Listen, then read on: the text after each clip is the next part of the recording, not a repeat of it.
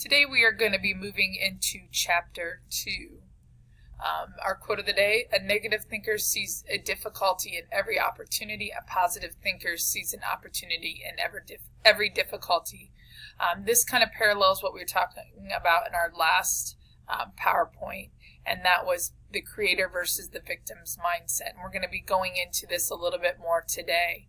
You have so many opportunities laid out before you, and how you attack those opportunities with either a positive mindset or a negative mindset or victim and creator mindset will determine your overall success. Great video here on the greatness that you have within. Les Brown is a phenomenal motivational speaker.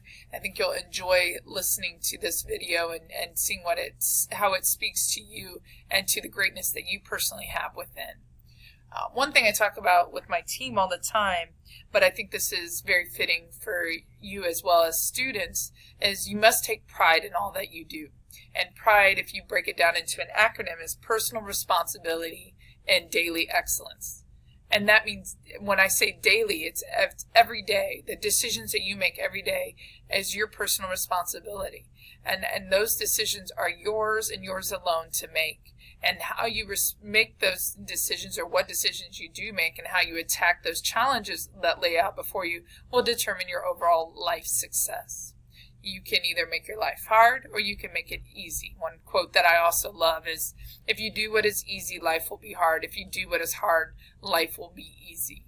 So think about that when the next tough situation arises and you have to make a hard decision. If you do what is easy, life will be hard. If you do what is hard, life will be easy. So creator behavior at Daytona State College. In order to have a creator's mindset, you have to, and these are kind of a follow-up on what we talked about last PowerPoint, but you have to know your college policies, calculating your GPA, and we talked about that, and hopefully you practiced a little bit on that and maybe even did your own personal GPA.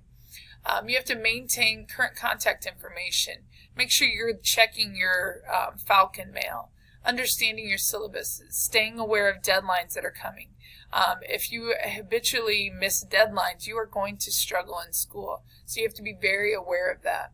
Awareness of the available resources and how to access those. That's things like the ASC, the Writing Center. They're at your fingertips. You just have to choose whether you are going to utilize them. Knowing where to go for your individual needs here on campus as well. Additionally, technology. Alternative access points, maybe a plan B, assessing and navigating Falcon Online, software capabilities and files. Our help desk is a great resource to help you with these things. Checking and meeting deadlines, making sure you're either using the Pulse app or the notifications in Falcon Online to make sure you don't miss an assignment. Monitoring your progress throughout the semester and your personal grades, checking feedback and comments, getting help with navigation, technical assistance. Again, that's the help desk. They're there for you. All you have to do is call or email them, and then communication using your email. Again, creator choices at Daytona State College. You have to have financial literacy, and last week our PowerPoint was focused on that. Being financially well, having that financial wellness, understanding your loans, Pell Grants, scholarship process. We have a lot of great scholarships here at Daytona State College. This is actually prime time for applying for those scholarships. So make sure you're checking online to see if you are capable of receiving any of that free money due to your situation or your academics. Understanding the rules and regulations that allow you to earn your aid, and then managing your money to avoid debt that could impact your future. Academic and personal skills, meeting with your instructor, knowing those deadlines, managing your time effectively, asking for help when you need help, and then ultimately setting goals that you are eager to succeed and achieve. We're going to have a week where we talk about our careers, and we're going to focus on that aspect of student success. But you have to work on your major and your future career. We have a great career services department here at Daytona State College that can not only help you with your career exploration, but they can help with resume planning as well as job interviewing. employment assistance, knowing program requirements, catalog, and program guides, understanding your career pathway, and then monitoring your progress to your degree. And then as you look at your academic and personal skills, being aware of meeting with instructors, again, that time management, setting priorities, setting goals, and then ultimately asking for help. So we have this thing called self-talk. What are you saying to yourself? Athletes do this all the time. What are they saying to themselves when they're in the middle of their performance of their sport? Are they saying positive things like, I am great, I can do this, I will make this goal? Or are they saying, oh my goodness, I'm terrible, don't give me the ball? That changes everything. Self-talk can have a really great impact on what you do and on your self-esteem and on your confidence, but it can also have a very negative impact on it as well. There are a few ways you can develop better self-talk, including just listening to what you're saying to yourself every day. What do you really say to yourself? And sometimes we're not very mindful of the things that are not necessarily coming out of our mouth, but are being said in our mind. And so if you look at this as like a diagram, self-talk is how you talk to yourself. And so your self-talk changes your belief system. So if you're saying terrible, negative things about yourself, you begin to have this low self-esteem and low confidence. But if you're saying these great, inspiring things, you begin to increase your self-esteem, and you also have to believe in these things. And then it changes the way you look at yourself. Your own personal self-image is impacted by the things that you're saying, the way you believe in them, and then ultimately how you see yourself. We have this internal voice, it's called the inner critic, that will judge ourselves as inadequate. We find faults in the way we look. We find faults in our own personal intellect, in our performances, our personality, our abilities, and even how others see us, and then our personal value as human beings. So how can that impact us? When you have this inner critic working, it causes you to want to give up. It causes you to have a low self-esteem. It can create this stress, anxiety, depression. You feel like, just like the picture here, you feel like you have a ton of bricks on your back, saying you can't do this, you're not good enough. Examples: I'm a terrible writer. You just criticize yourself.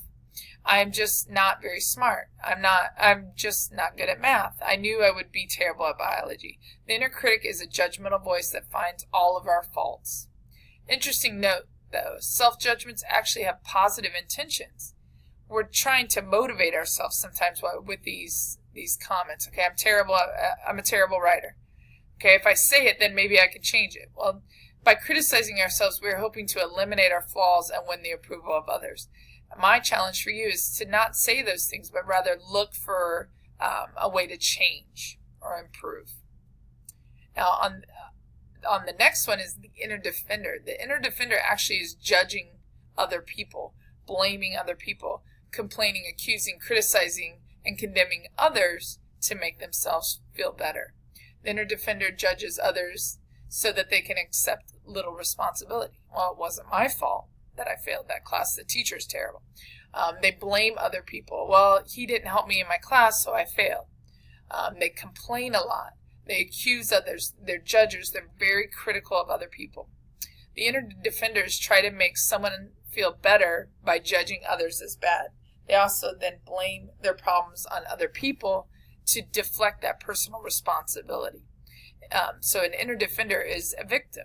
They play that victim role. Inner defenders examples: I can't pass math because my instructor is terrible.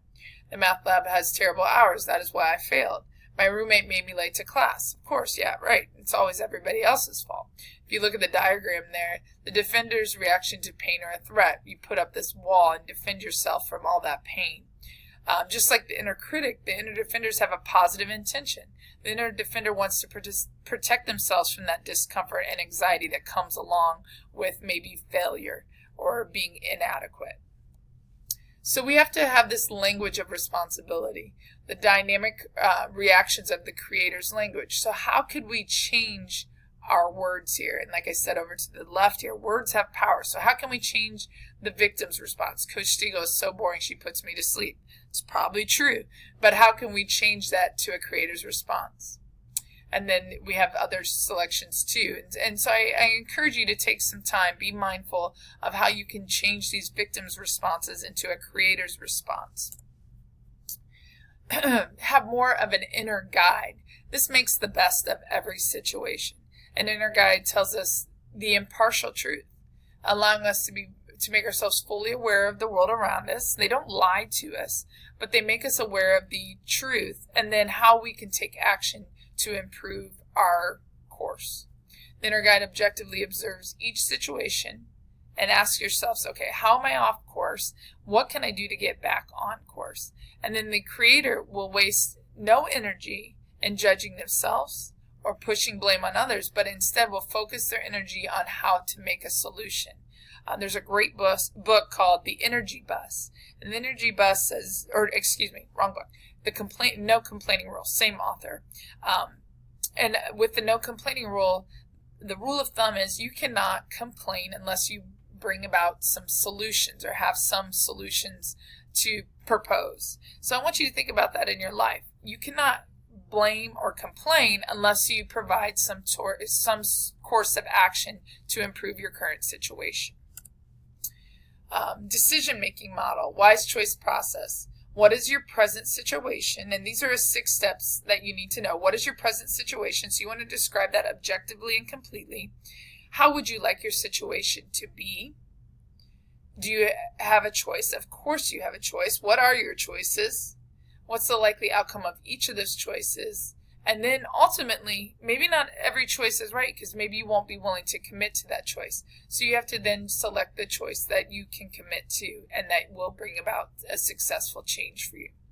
I like this quote, "My choice, my responsibility. Win or lose, only I hold the key to my destiny." Don't give anybody else power in your life. You maintain the power of your life by making wise choices and having a great decision-making model. I am the cause of my choices, decisions, and actions. It is I who chooses, decides, and acts. If I do so, knowing my responsibility, I'm more likely to proceed wisely and appropriately than if I make myself oblivious of my role as a source. And essentially, that's taking ownership of your decision-making process. I encourage you to take some time to do a couple of these as far as using that 6-step wise choice process with one of these challenges, personal challenges. Hopefully this helps you understand the inner critic, inner defender, and then ultimately allows you to move away from those two that make you more of a victim to that of a creator, and giving you that inner guide to tackle these decisions utilizing the wise choice process. Those 6 steps will help change and revolutionize your life when you are faced with those challenges that will surely come your way throughout your life. Best of luck this week in your assignments. Please let me know if you have any questions as always.